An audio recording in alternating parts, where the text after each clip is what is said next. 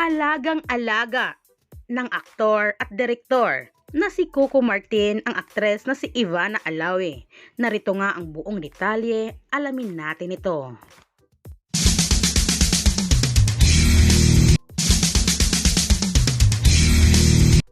Talaga namang trending na trending at lagi ngang pinag-uusapan ngayon ang Batang Quiapo.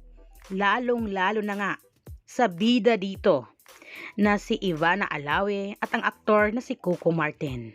Talagang sinusubaybayan ito ng mga mamamayan dahil dito nga sa nakakaibang eksena, lalong-lalo na nga dito kay Ivana at Coco Martin. At talaga namang alagang-alaga naman ni Coco Martin si Ivana sa bakbakan scenes. At marami rin ang kinilig sa kanilang dalawa. Lalong-lalo na nga sa mga komento ng mga netizens na super bagay na bagay nga si Coco Martin at si Ivana or si Bubbles at si Tanggol nga sa Batang Quiapo. At dito nga sa special trailer ng serye, nakakuha ng 1,000,000 views sa loob lamang ng 24 hours, ay ito nga ang ibinahagi ng maaksyong bakbakan na dapat abangan ng mga netizens sa Batang Quiapo.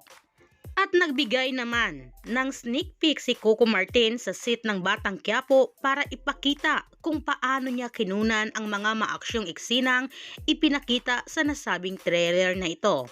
Makikitang mabusisi niyang ginagabayan ang kanyang mga co-star at ang mga stunt at camera director at ipinakita rin kung paano niya inaalalayan si Ivana sa kanilang matinding fight scenes.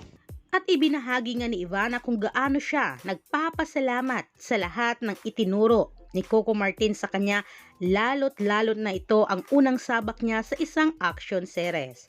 At dito nga kapag may mali ako, kunwari hindi ko siya nagawa ng tama, at sasabihan nga siya agad ng aktor at direktor na si Coco Martin. Kaya naman talaga napaka-successful ng Batang Quiapo ngayon at talagang inaabangan ng mga manunood. Lalong-lalo na nga sa mga nakasubaybay ngayon sa kanila ay talagang kilig na kilig din sa tambalan ngayon ni Ivana at ni Coco Martin. Or sa pagka-portray nga ni Ivana as Bubbles at Tanggol naman si Coco Martin sa Batang Quiapo. Kaya talagang inaabangan lagi sila. Lalong-lalo na nga sa trailer na pinapalabas ng ABS-CBN na talaga namang ngayon ay marami na ang umisisa na hindi nila in-expect na may ganitong eksena si Bubbles at Tanggol sa Batang Quiapo.